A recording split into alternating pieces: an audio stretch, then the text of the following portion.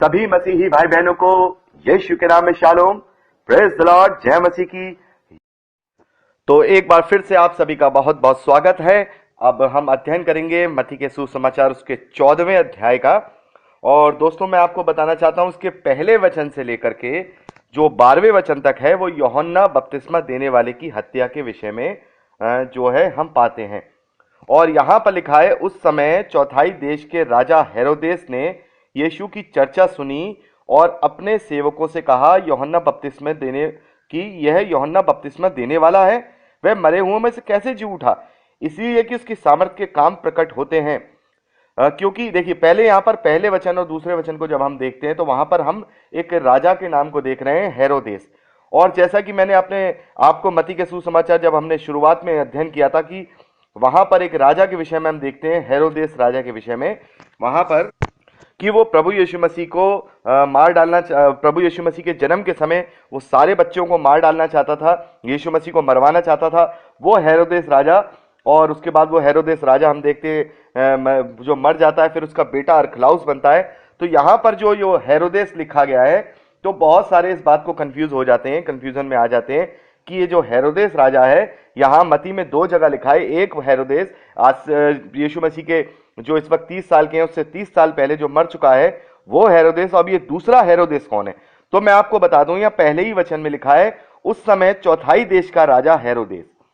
यानी कि जो हेरोदेस द ग्रेट था, इस हेरोदेस का जो पिता था, उसके 4 बेटे चारों राज्यों को 4 हिस्सों में बांट के राज्य करने लगे। और ये अरखलाउस, जिसे कहते हैं अरखलाउस हेरोदेस, जो उसका सबसे बड़ा बेटा है, उसको भी हेरोदेस ही कहा जाता था। एक तरह से ये एक वंश के रूप में देखेंगे कि जो हेरोदेस वंश के हिसाब से उसको लिया जाता था। तो जो 1/4 राजा जो हेरोदेस है, जो अरखलाउस हेरोदेस है, जो हेरोदेस का ही बेटा है, इसलिए उसे भी हेरोदेस कहा जा रहा है। ये दोनों हेरोदेस राजा अलग अलग है, जो यीशु मसीह के जन्म के समय में इनका पिता है, और यीशु मसीह के जब उन्हें क्रूसीफाई किया जाता है तो उनका वो बेटा है। तो यहां पर हम देखते हैं कि वो प्रभु यीशु मसीह के बहुत सारे आश्चर्य कर्मों की चर्चा सुनता है और बहुत सारे काम, उसके सामर्थ्य के कामों को देखता है। तब उस राजा जो हेरोदेस है, उसे ये गलतफहमी हो जाती है कि जो ये ही यूहन्ना बपतिस्मा देने वाला है, जिस यूहन्ना को मैंने जो है पकड़वा करके जेल में बांध दिया था और मरवा डाला था।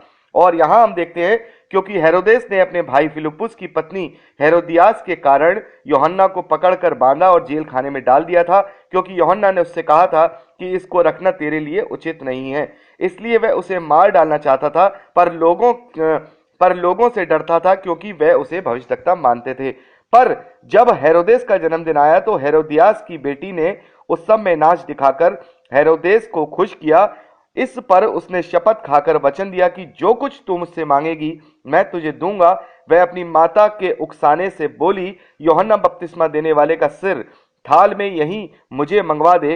राजा दुखी हुआ, पर अपनी शपथ के और साथ बैठने वालों के कारण आज्ञा दी कि उसे दे दिया जाए, और उसे जेल खाने से लोगों को भेजकर यूहन्ना का सर कटवा दिया और उसके सिर को थाल में ले आया और लड़की को दिया, और जिसे उस लड़की ने अपनी मां के पास ले गई। तब यूहन्ना के चेले आए और उसका शव ले गया करके गाड़ दिया और जाकर के यीशु को समाचार दिया। तो यहां पर हम क्या देखते हैं, जो यूहन्ना बपतिस्मा देने वाला है, उसकी मृत्यु की हम कहानी देखते हैं कि कैसे उसको वध किया गया, कैसे उसका सर काट दिया गया।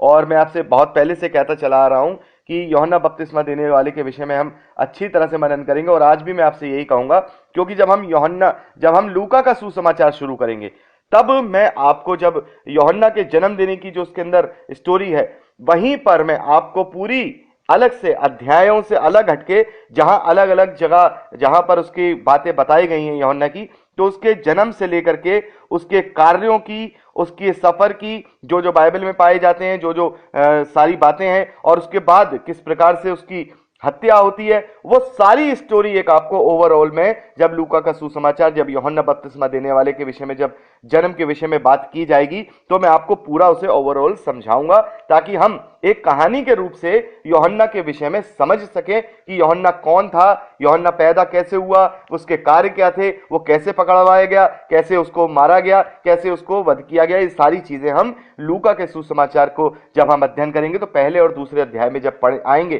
तब ये सारी चीजें मैं आपको क्लियर करूंगा एक कहानी के रूप में। तो अब हम इसको आगे पढ़ेंगे, 13वें वचन से पढ़ेंगे।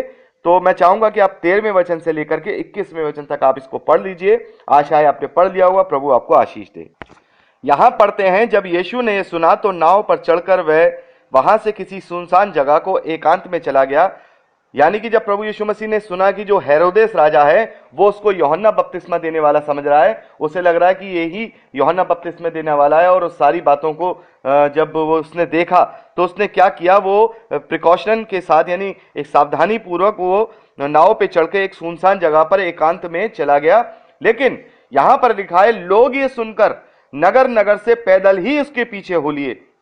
उसने निकलकर एक बड़ी भीड़ देखी और उन पर तरस खाया और उनके बीमारों को चंगा किया। यानी कि प्रभु यीशु मसीह यहां पर जो है एकांत में चले जा रहे हैं, एक सुनसान जगह पे चले जा रहे हैं एक नाव में चढ़ के, लेकिन लोग फिर भी क्या कर रहे हैं, उनके पीछे पीछे पैदल ही उनके पीछे चले जाते हैं। तब वो बड़ी लोगों को देखता है और उन पर तरस खाता है और बीमारों को चंगा करता है। 15वें वचन में लिखा है, जब सांझ हुई तो उसके चेलों ने उसके पास आकर कहा, यह सुनसान जगह है और देर हो रही है, लोगों को विदा किया जाए कि वे बस्तियों में जाकर अपने लिए भोजन मोल लें। पर यीशु ने उनसे कहा, इनका जाना आवश्यक नहीं, तुम ही इन्हें खाने को दो। उन्होंने उससे कहा, यहाँ हमारे पास 5 रोटी और 2 मछलियों को छोड़ कुछ और नहीं है। 18वें वचन में उसने कहा, यीशु मसीह ने कहा, उनको यहाँ मेरे पास लाओ। तब उसने लोगों को घास पर बैठने को कहा और उन 5 रोटियों और 2 मछलियों को लिया और स्वर्ग की ओर धन्यवाद देकर किया और रोटियां तोड़ तोड़कर चेलों को दी। और चेलों ने लोगों को जब सब खाकर तृप्त हो गए तो चेलों ने बचे हुए टुकड़ों से भरी हुई 12 टोकरियां उठाई और खाने वाले स्त्रियों और बालकों को छोड़कर 5000 पुरुषों के लगभग थे। तो यहां हम देखते हैं कि प्रभु यीशु मसीह जब एक सुनसान जगह पे चले जाते हैं तो लोग क्या करते हैं, लोग तब भी उनके पीछे चले जाते हैं और पैदल ही उनके पीछे चले जाते हैं, क्योंकि वो प्रभु के पीछे जाना चाहते थे। और तब प्रभु उन पे तरस खाते हैं, उनके बीमारों को चंगा करते हैं। और शाम को उनको जाने के लिए नहीं कि अब इतनी रात को वो कहां जाएंगे, तो उनके लिए वहीं पर रोटी का इंतजाम करते हैं, जबकि उनके पास क्या है, केवल 5 रोटी और 2 मछलियां हैं। मतलब वहां पर आप इस बात का अंदाजा लगाइए कि केवल उनके पास 5 रोटियां हैं और 2 ही मछलियां हैं। और भीड़ का अंदाजा लगाइए, यहां पर 21 में जब हमने देखा तो वहां पर 21वें वचन में कि खाने वाले स्त्रियों और बालकों को छोड़कर, यानी स्त्रियों की गिनती नहीं है, बालकों की गिनती नहीं है, केवल 5000 पुरुषों, केवल पुरुष ही पुरुष वहां 5000 थे। तो इसका मतलब वहां 12 से भी ज्यादा हजार लोग, बच्चे, बूढ़े, बच्चे और औरतों और पुरुषों को मिलाकर मौजूद थे। इतनी हजारों की संख्या में प्रभु यीशु मसीह के साथ लोग वहां मौजूद हैं और प्रभु यीशु मसीह क्या कर रहे हैं, उनके लिए इंतजाम कर रहे हैं और एक ऐसा आश्चर्यक्रम करते हैं कि 5 रोटी और 2 मछलियों से वो इतने हजारों लोगों का पेट भर देते हैं। और उसके बाद भी 12 टोकरियां वहां पर, जो बचे हुए टुकड़ों से 12 टोकरियां बची हुई उठाई जाती हैं। तो ये बहुत बड़ा आश्चर्यक्रम प्रभु यीशु मसीह ने वहां पर किया कि 5000 पुरुषों को खाना खिलाया, वो 5 रोटी और 2 मछलियों से। तो यहां पर क्या हमें इस बात से एक शिक्षा मिलती है, एक तो यही कि प्रभु ने बहुत आश्चर्यक्रम किए और लोग प्रभु अपने लोगों का ख्याल रखते थे। यहां पर प्रभु यीशु मसीह कहते हैं कि जो लोग, देखिए जैसे प्रभु यीशु मसीह ने क्या कहा कि यदि तुम स्वर्ग के राज्य और उसके धर्म की खोज पहले करोगे और उसकी इच्छा पहले रखोगे तो ये सारी वस्तुएं तुम्हें अपने आप मिल जाएंगी। तो यहां पर प्रभु यीशु मसीह क्या कह रहे हैं, उन्हें आत्मिक रोटी तो दे ही रहे हैं, यानी जो आत्मिकता की रोटी है, जो आत्मिक बातें हैं, जो आत्मिक उपदेश हैं, जो आत्मिक शिक्षाएं हैं, वो तो वो उन्हें दे ही रहे हैं। आत्मिक चंगाइयों के साथ साथ शारीरिक चंगाइयां भी दे रहे हैं। तो आत्मिक भूख के साथ साथ वो शारीरिक भूख का भी इंतजाम कर रहे हैं। और वो उन पर तरस खा रहे हैं, उन्हें अकेला ऐसे ही नहीं छोड़ दिया। तो ऐसे ही जो हमारा महान पिता परमेश्वर, जो हमारा स्वर्गीय पिता है, जो अच्छा पिता है, वो हमारी हर एक आवश्यकता को जानता है और वो हमें कभी भी इस प्रकार से परेशानी में देख नहीं सकता, और वो हमारे लिए अद्भुत रीति से कार्य करता है और हमें वो सारी आवश्यकताएं जो इस धरती पर रहने के लिए जरूरी होती हैं वो मुहैया करा देता है। तो यहां पर एक अच्छे मैनेजमेंट का वहां पर प्रभु यीशु मसीह ने एक उदाहरण दिया, और जो अपने पीछे हजारों की संख्या में जो लोग थे उनका क्या किया, उन्हें रोटी दी, उन्हें मछली दी, उन्हें खाना दिया। उन्हें जरूरी था कि वो वहां काफी सुनसान और एकांत की जगह में थे, अब वो वापस लौट कर जाते अपने घरों में, क्या बनाते क्या नहीं। लेकिन जो परमेश्वर है वो हमारा सच्चा परमेश्वर है, वो हमें आत्मिक रोटी के साथ साथ जगत की रोटी को भी मुहैया कराता है। वो हमारा मुहैया कराने वाला यहोवा यिरे है, वो हमें सब कुछ देता है, यानी कि जो हमें आत्मिक रीति से हमें नया जीवन देता है, तो हमारी शारीरिक आवश्यकताओं को भी वो हमें हमारे लिए पूरा करता है। तो हम उस अच्छे पिता से केवल एक ही इच्छा रखें, हम उसके स्वर्ग के राज्य की और उसके धर्म की इच्छा रखें, तो बाकी सारी चीजें उनके साथ ऑटोमेटिकली लिपट कर हमें परमेश्वर दे देंगे। तो अब आगे बढ़ते हैं, 22वें वचन से लेकर के हम इसको 33वें वचन तक पढ़ेंगे। तो वहां हम पढ़ते हैं कि उसने तुरंत अपने चेलों को नाव पर चढ़ने के लिए विवश किया कि वह उससे पहले पार चले जाएं, जब तक वह लोगों को विदा करे। वह लोगों को विदा करके प्रार्थना करने को अलग पहाड़ पर चला गया, और सांझ को वह वहां अकेला रहा। और उस समय नाव झील के बीच लहरों से डगमगा रही थी, क्योंकि हवा सामने की थी। और यीशु रात के चौथे पहर झील पर चलते हुए उनके पास आया।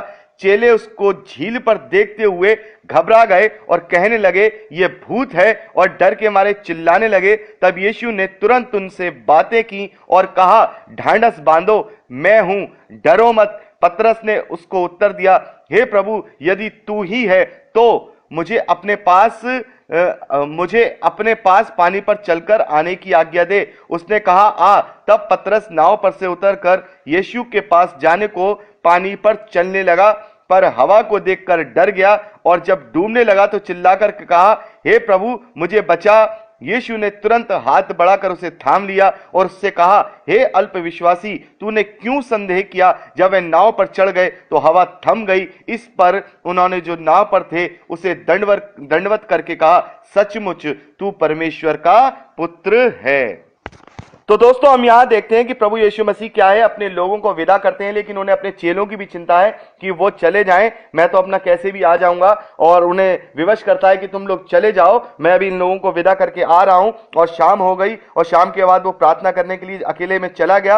और उसके बाद जो उसका रात का चौथा पहर था, तो वो झील पर चलता है, और झील पर पैदल चलते हुए वो जाकर के उनके पास जाता है, और सारे चेले घबरा जाते हैं और उससे डर जाते हैं और डर के मारे चिल्लाने लगते हैं। तब यीशु मसीह उन्हें ढांढस बांधते हैं और उनसे कहते हैं, मत डरो। तो वहां आपने अभी पूरा पढ़ा कि वहां पतरस भी उनके पास आता है, पानी पे चलता है, लेकिन डर जाता है, फिर वो डूबने लगता है। तो प्रभु यीशु मसीह कहते हैं, हे अल्पविश्वासी, तूने क्यों संदेह किया।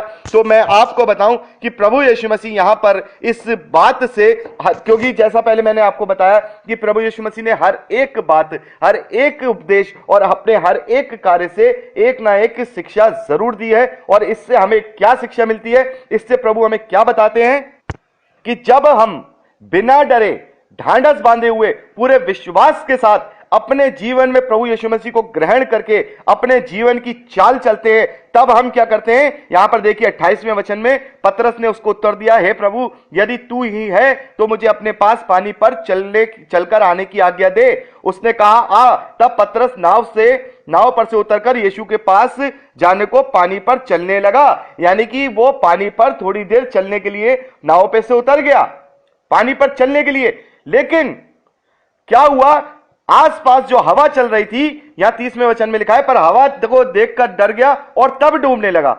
हे प्रभु, मुझे बचा। प्रभु यीशु ने तुरंत उसका हाथ बढ़ाकर उसे थाम लिया और कहा, हे अल्पविश्वासी, तूने क्यों संदेह किया, और वो नाव में चढ़ गए। तो हमारे जीवन में भी यही होता है कि जब हम पूरे विश्वास के साथ, बिना डरे, हियाव के साथ परमेश्वर प्रभु यीशु मसीह को अपने जीवन में ग्रहण करते हैं। और जब हम जीवन की चाल चलना शुरू करते हैं तो शुरू में बड़े विश्वास के साथ अपने उन सारी चीजों को हम झेलते हैं, लेकिन धीरे धीरे करके जब हम इस दुनिया की जो विरोध होते हैं, जो इस दुनिया की परेशानियां होती हैं, जब उनकी परेशानियों को अपने ऊपर आता हुआ देखते हैं तो फिर से हम घबराने लग जाते हैं। और जब हम घबराते हैं तो फिर से हम क्या करते हैं? पतरस के समान डूबने लगते हैं। पतरस के समान डूबने लगते हैं। तब प्रभु यीशु मसीह कहते हैं कि हे अल्पविश्वासी, तूने क्यों संदेह किया? तो हमें भी यहां पर प्रभु यीशु मसीह कहना चाह रहे हैं, यदि तुम विश्वास करो तो पूरी रीति से करो, और जब पूरी रीति से विश्वास करो तो इधर उधर मत देखो, क्योंकि जब मैं तुम्हारे साथ हूं तो कोई भी हवा, कोई भी आंधी, कोई भी तूफान, कोई भी पानी तुम्हें डुबा नहीं सकता, हिला नहीं सकता, तुम्हारी हानि नहीं पहुंचा सकता। पूर्ण विश्वास के साथ यदि तुम अपने जीवन को मुझे ग्रहण करके चलोगे, अपने जीवन में मुझे अपने साथ रखोगे, तो ये किसी बात का डर मत रखो, क्योंकि परम प्रधान पिता परमेश्वर तुम्हारे साथ है और वो तुम्हारा मुकदमा लड़ेगा, वो तुम्हारे आगे आगे चलेगा, वो तुम्हारे सारे मार्गों को सही करेगा और तुम्हें हर एक विपत्ति से बचाता रहेगा। यदि तुम अपने विश्वास में कमजोर हो गए तो वो सब उसी समय जैसे पतरस डूबने लगा और हे प्रभु मुझे बचा, तब वो प्रभु ने उसका हाथ बढ़ाया। लेकिन प्रभु कहते हैं, लेकिन अगर तुम जिस प्रकार पतरस अपने अविश्वास के कारण डूब गया और वो डूबने लगा, और वहां पर जब वो डूब रहा था उसने दोबारा से प्रभु की दुहाई दी तो प्रभु ने फिर से उसको हाथ बढ़ा करके उठा लिया। वैसे ही यदि हम अपने जीवन में भी कहीं दुनिया की थपेड़ों से जो डर करके अगर हम डूबने लगते तो प्रभु हमें वहां पर छोड़ता नहीं, हमारे दोबारा चिल्लाने पर भी वो क्या करता है? पतरस के समान हमारे हाथ को पकड़ के वापस नाव में खींच लेता है। तो प्रभु हमारा ऐसा है कि यदि हम विश्वास करके उस पर चलते हैं तो हम हर एक अपने एम में पूरे हो सकते हैं। और यदि हम घबरा करके फिर गिर भी जाते हैं तब भी वहां प्रभु हमें हाथ बढ़ाकर उठाने के लिए मौजूद है, हमें हाथ बढ़ाकर उठा करके उस पानी में से नाव में बैठाने के लिए मौजूद है, हमारी हर एक परेशानी को वो सुनने के लिए और सॉल्व करने के लिए मौजूद है। तो हमें बिना डरे अपने जीवन में हियाव बांध करके अपने जीवन की चाल को चलना है। दोस्तों, यदि आपको ये प्रचार पसंद आया है तो प्लीज शेयर जरूर करिए, और अगर आप चाहते हैं कि हमारे और भी वीडियो देखना जो हमने अपलोड किए हैं और जो हम आगे अपलोड करेंगे, तो आप हमारे चैनल को सब्सक्राइब कर लीजिए और वहां बेल आइकन है उसे टच करिए, ताकि जब भी हम नया वीडियो डालें वो नोटिफिकेशन आप तक जरूर पहुंचे। तो दोस्तों, आज के लिए इतना ही। परमेश्वर आपको सुरक्षित रखे, आप आनंदित रहें, परमेश्वर में आशीष पाएं और बढ़ते जाएं, यीशु के सामर्थ्य नाम में, आमीन। Praise the Lord. जय मसीह।